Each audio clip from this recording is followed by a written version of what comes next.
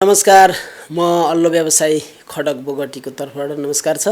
अहिले अल्लोको भुवा पनि हामीले बनाउँदैछौँ, धागो पनि बनाइराखेका छौँ, कपडा पनि माग आए अनुसार कपडा पनि बुनिराखेका छौँ। ब्याग पनि अलि हाई क्वालिटी धेरै महँगो हाल्ने कस्टमर अनुसार हामीले ब्याग पनि सिलाइराखेका छौँ। ग्राहक आइराख्नु भएको छ। अहिले अल्लो बजारलाई सम्झिँदै गर्नुहोस् है भन्न चाहन्छु, किनकि विदेशी पाहुनाहरू पनि आइराख्नु भएको छ। अहिले चहल पहल राम्रै छ। जापानबाट पनि आउँछन्, चाइनाबाट पनि आउँछन्, अनि अस्ट्रेलियाबाट पनि आउँछन्, क्यानाडा पनि आउँछन्। अब यस्तै थरी थरी धेरै जिल्लाबाट आउँछन्, धेरै विदेशबाट आउँछन्। हामीले हेमको काम गर्दै जाँदा हामीले जुन त्यो गाँजा भन्छ नि, गाँजाका हामीले जुन त्यो खाने पाटको अब त्यो लाग्ने पाटको त्यो चाहिँ होइन सर। हाम्रो हो कि त्यो डाँठ जुन जलाए पनि हुने, त्यहाँबाट केही वस्तु निकालेर बोक्रा निकालेर अनि त्यसलाई कलेक्सन प्रशोधन गरेर अनि कपडा बनाउने हो। यो कतिपय उद्यमीहरूले, गाउँका किसानहरूले त्यत्तिकै बारीमा मलको रूपमा बालिराखेको पनि हुन्छ र त्यसलाई चाहिँ बाल्नुभन्दा यो अलि सदुपयोग गर्दा यो चिज बन्छ भन्ने हामीले एउटा मेन्टेन गरेर मात्र काम गरेको हो। अहिले हामीले विशेष गरेर गाउँका पालिका, वडा, प्रदेश स्तरीय उहाँहरूको एउटा स्थानीय सरकारले उद्यमीहरूलाई एउटा साझेदार गरेर उनीहरूलाई पनि केही सिपमूलक तालिम दिउँ भन्ने कार्यक्रम राखेको हुने रहेछ।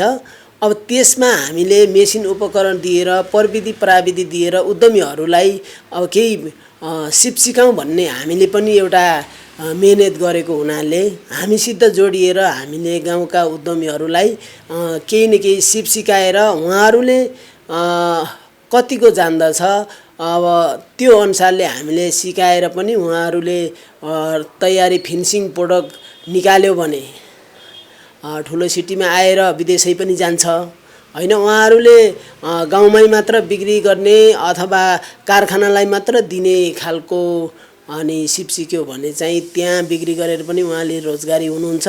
हिमाली जिल्लामा चाहिँ प्रायः जसो अल्लो, विशेष गरेर अल्लो हुन्छ।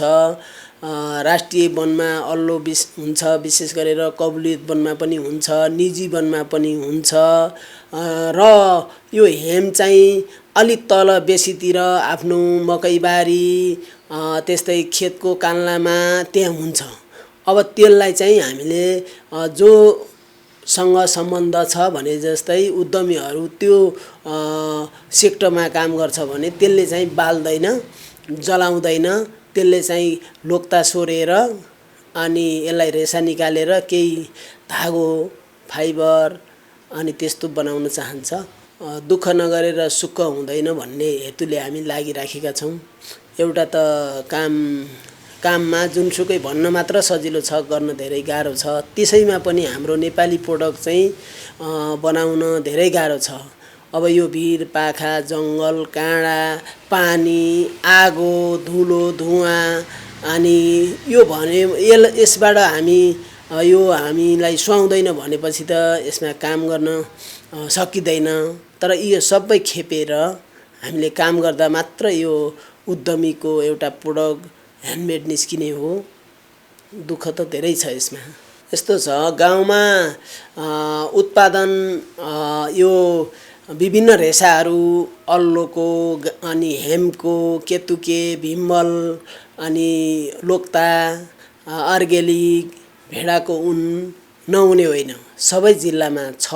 अहिले कतिपय जुनसुकै जिल्लाको प्रोडक्ट चाहिँ हामीले यहाँ काठमाडौँमा ल्याउने अलि गरेको कम गरेको छ, किनभने यहाँ काठमाडौँमा प्रशोधन गर्न गाह्रो छ अनि यहाँ पानी पाइँदैन, ज्याला पनि महँगो छ।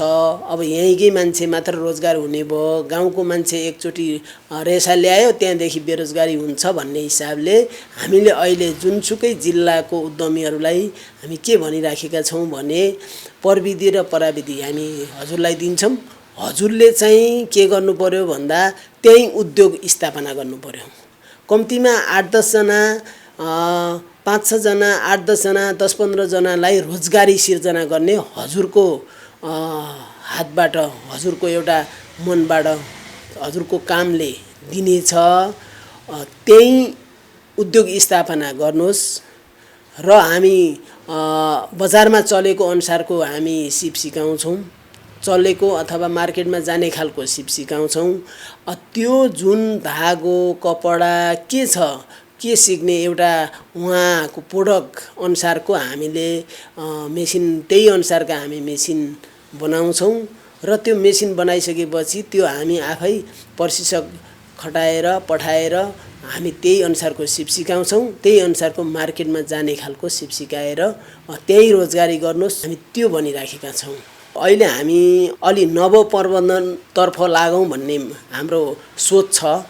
यो सोच हुँदै गर्दा कतिपय पुरानो प्रविधि र नयाँ प्रविधिलाई मिक्स गरेर अझै नयाँ ढङ्गले जानुपर्छ भन्ने छ। त्यो कारणले हामी लागेका छौँ।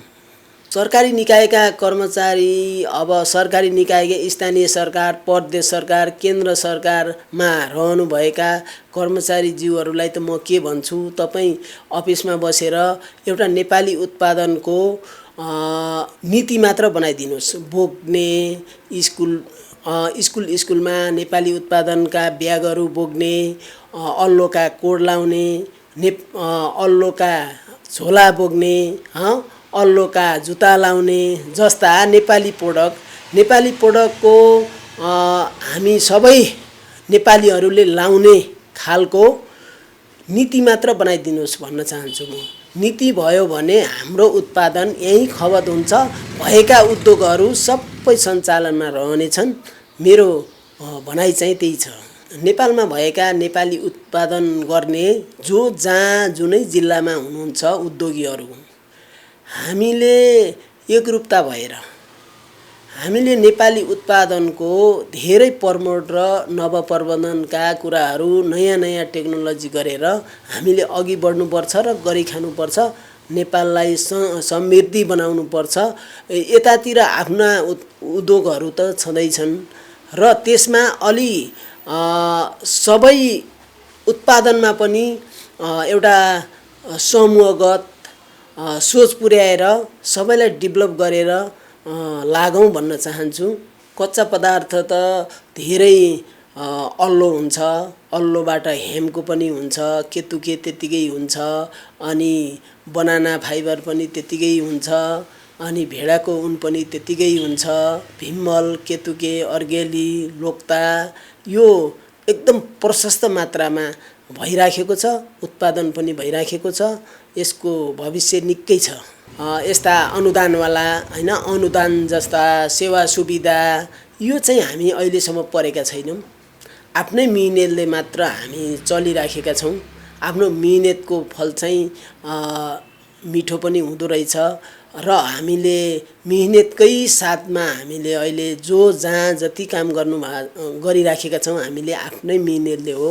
अब अनुदान यस्ता त्यस्ता सेवा सुविधा चाहिँ हामीले अहिलेसम्म पाएको छैन। जो बेरोजगारी हुनुहुन्छ उहाँले हामीलाई पनि जब चाहियो भन्नेहरू निरन्तर आइरहनु पनि भएको छ, लगाइ पनि राखेका छौँ। हाम्रो कम्पनीमा त्यही 50-60 जना निरन्तर गर्दै आइरहनु भएको छ। यस्ता नेपालमा भएका सबै उद्योग कल कारखानामा एकचोटि न 1 महिनाको अथवा 2 महिनाको अनुगमन गरेर त्यहाँका उद्यमीहरूका राय सल्लाह लिएर उहाँको के समस्या छ, अनि मेसिन औजारमा समस्या छ कि, उहाँले सेवा सुविधामा समस्या छ कि, उहाँको प्रोडक्ट नगइराखेको हो कि, उहाँमा केही क्वालिटी मेन्टेन छैन कि, अब उहाँहरूले केही तालिम सुविधाहरू नभएर अनि एउटा क्वालिटी नबनेको हो कि, यस्ता यस्ता उद्यमीहरूलाई सोधेरै मात्र उहाँको एउटा फिडब्याक आउने थियो। त्यो गर्दा धेरै उपयुक्त हुन्थ्यो। तर हामीले अहिलेसम्म त्यो अनुगमन गर्न आउने, यसरी उद्यमीहरूमा राय सल्लाह लिने त्यस्तो चाहिँ हामीले अहिलेसम्म देखिराखेका छैनौँ। मेन भनेको कस्टमरले एउटा आर्ट अफिसिया आफूलाई चाहे जतिको प्रोडक्ट दिन्छ अनि अर्डर दिन्छ। अर्डर दिइसकेपछि हामीले त्यही अनुसारको अनि स्टक छ कि गाउँका उद्यमीहरूलाई मगाउने हो कि काहीँ नयाँ सिर्जना गर्नुपर्ने हो कि अब हामीलाई अर्डर आउन बित्तिकै गाउँदेखि गाउँका उद्यमीको र मेटेरियलदेखि लिएर त्यहाँबाट कुन वस्तुको कुन जातको अर्डर आयो त्यही अनुसारले हामी काम गर्छौँ। हामीले नेपाली उत्पादनको सन्दर्भमा यी लोकता यी प्राकृतिक रेसाहरू एउटा हरियोपन जङ्गलबाट रेसा ल्याएर त्यसलाई चाहिँ प्रशोधन गरेर फाइबर पनि हुने रहेछ, धागो पनि हुने रहेछ, धागोबाट कपडा पनि बन्ने, ब्याग झोला पर्स जुत्ता मोजा कोट प्यान्ट दौरा सुरुवाल laptop bag money bag camera bag yoga mat पर्दा कार्पेट धेरै वस्तु हुने रहेछ। यो उत्पादन गर्नु ठिक छ। नेपालमा र मेटेरियल हाम्रा खेतबारी बाजा भएका सबै यो प्राकृतिक रेसाबाट पनि एउटा चलायमान हुने अनि यो उत्पादन गर्दा विश्व बजारमा पनि जान्छ, नेपालमै पनि कति खपत हुन्छ भन्ने लाग्दछ मलाई। यो चाहिँ उद्यमीहरूले एकदम सङ्घर्षमा लाग्नु पर्यो। आर्थिक समृद्धि नेपाली उत्पादन ह्यान्डमेड चलाउनु पर्यो भन्न चाहन्छु। हामीले जुत्ता मोजा कोट प्यान्ट दौरा सुरुवाल laptop bag money bag camera bag school bag yoga mat पर्दा कार्पेट खोल सिरानीको खोल अनि तन्ना जस्ता हामीले धेरै उत्पादन गरिराखेका छौँ। हजुरहरूले एकचोटि यो नेपाली उत्पादन चलायो भने कतिको यसको राम्रो महसुस हुँदो रहेछ भन्ने हजुरले पनि एउटा आँट गर्नुहोस् भन्न चाहन्छु। हस् त, थ्याङ्क यू।